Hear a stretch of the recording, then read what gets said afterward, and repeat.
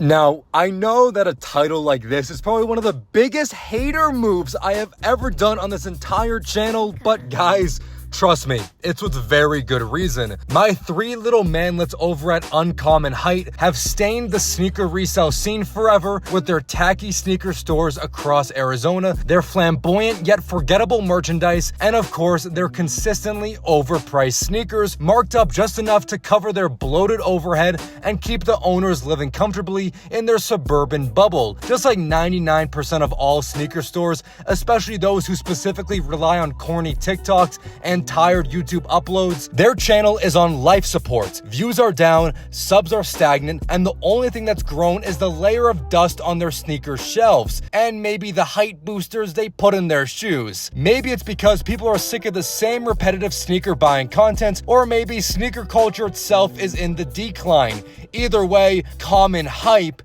is the most ironic name possible because what they sell is exactly that: common, basic, trendy, watered-down streetwear and sneakers with no originality. Their own merchandise is a scam in itself. $120 denim shorts. Oh my god, someone put a bullet in my head! $150 pants and $60 snapbacks? All as a desperate attempt to cosplay as a real streetwear brand while shamelessly bandwagoning off of whatever's trending this month. I mean, it's laughable, guys. You guys are a sneaker store. Stop it. And then there's the sneakers. Their entire business model is basically a guess the markup game. All right, guys, let's play here. Asics listed for $250 on their sites, while on StockX, well, guys, they have them for $120. Undefeated Jordan 4s, a really hype and awesome sneaker, charged over $200 just sitting in their store. I mean, who's paying this? And the holy grail of sneaker robbery, Panda Dunks, still for $130, while StockX has them for, wait for it, $50. That's treason. But the stench of desperation doesn't end there. They've even got a whole section for Labubu toys, overpriced, dusty little trinkets that scream, guys, please, anyone buy something, anything, we're so desperate. But what I specifically want to talk about, I want to discuss, is their most recent video, a video titled, "We Got Robbed." I called the kid's mom. And just looking through the optics of making a video like this, it seems like they are grabbing at straws to try and rejuvenate their channel and gauge more interest, considering this video posted 4 days ago and it's already outperformed their last 10 videos. And when I mean outperform, guys, I mean instead of them getting 15 to 20,000 views, as this video progresses, it only gets weirder and more skeptical about the realism behind it, as I believe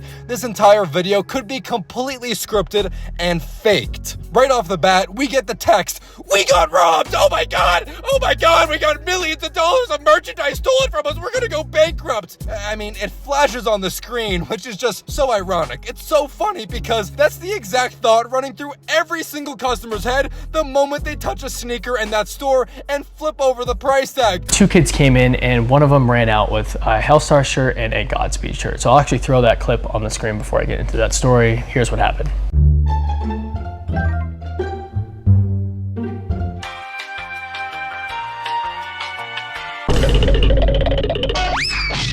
So we have security camera footage of the thief giving his phone and then some other large thing to his friend in the store, in which then the thief proceeds to run out of the store with the 2 t-shirts. Right off the bat, what even is this logic here? Like, now, okay, I understand that stealing 2 shirts and this probably being a teenager and then the fleeing out of the store like this, isn't the smartest thing, but leaving his friend behind, who seems clueless of what was about to happen, isn't anywhere near logical. And why in God's green earth would you give your phone and leave it behind instead of taking it with you?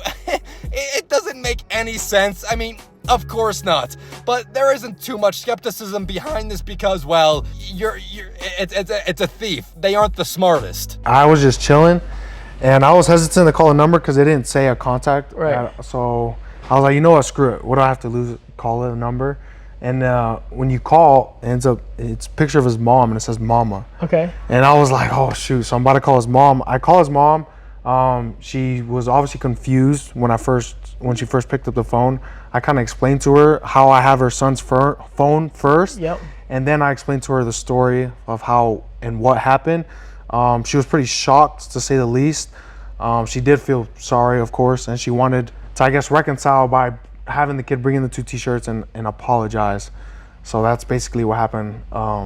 Just an update. With then the thief's phone being left behind, then this random employee was then able to get into the phone, contact and call his mother. Then I can only guess what happened and gave her, some details about her son stealing 2 t-shirts. Now with all phones, there is an option for an emergency contact, which I've never set up in my entire life, so that's just me, where I guess you don't need a passcode required to access the function of giving someone a call. And when you click on this emergency button, it'll give all your, personal information. It'll give if you have any health conditions, your name, and then down below, it'll list off the contact's name and then the phone number right there. It should show up right away on the phone with everything being right there. And I was hesitant to call a number because they didn't say a contact. Right.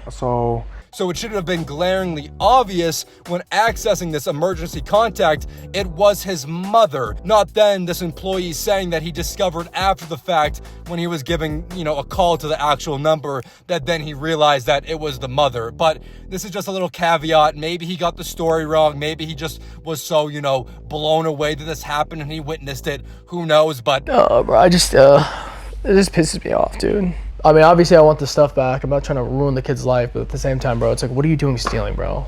So you don't want to ruin the kid's life, and then you don't condone stealing. So the logical step would be to press charges and get your $100 worth of t-shirts back. Instead, the genius idea here was to spin it into making YouTube content. Not just calling his mother off camera like a normal business would do, but doing it on camera for the entire world to see, for everyone to watch this private, personal conversation happen.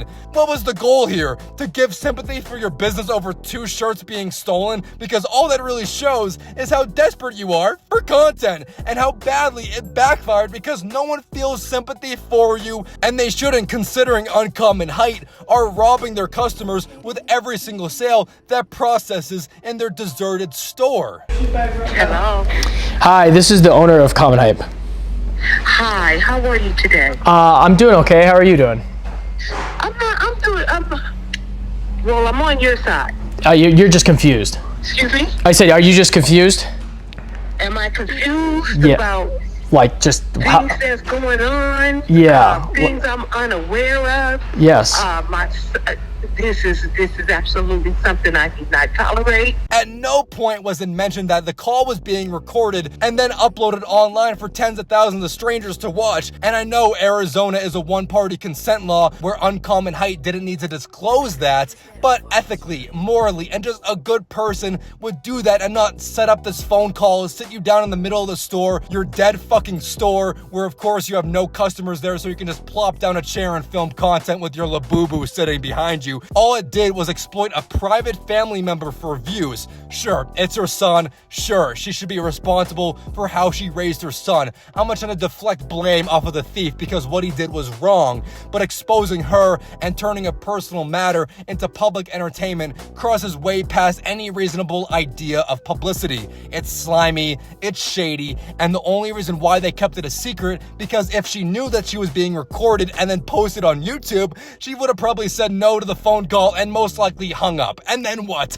Well, there's no content, no ego boost, and just a reminder that these are under 5'5" men. It's utterly ridiculous that this is even a video here. This is something I just can't tolerate. Yeah. I'm going to get this done for you. How many shirts was it? It was 2 T's. We believe in God, and that's what he gets. Yeah. He's caught red-handed.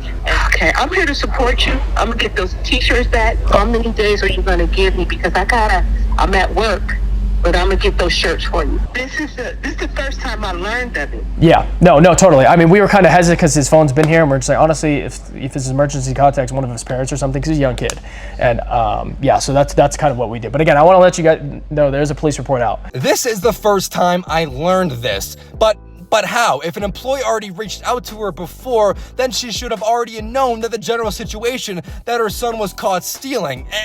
Yeah, no, totally. I mean, we were kind of hesitant because his phone's been here, and we're just like, honestly, if this is emergency contacts one of his parents or something, because he's a young kid. What? Wait, what? So did they even call her before? I don't even know. What's a lie? What's a truth? I don't even understand. Add in the fact that there's supposedly a police report filed, which means the authorities have already have the thief's address and details. I mean, okay, guys, there's gonna be an FBI raid on this person's house for stealing 2 t-shirts, okay? It just doesn't add up. To me, it just feels like less of a real report and more like a prompt, a way to strong-arm the mother into compliance while making the store look like heroes on camera. There's no way she's completely in the dark unless someone's lying or this entire situation is being exaggerated and staged for content.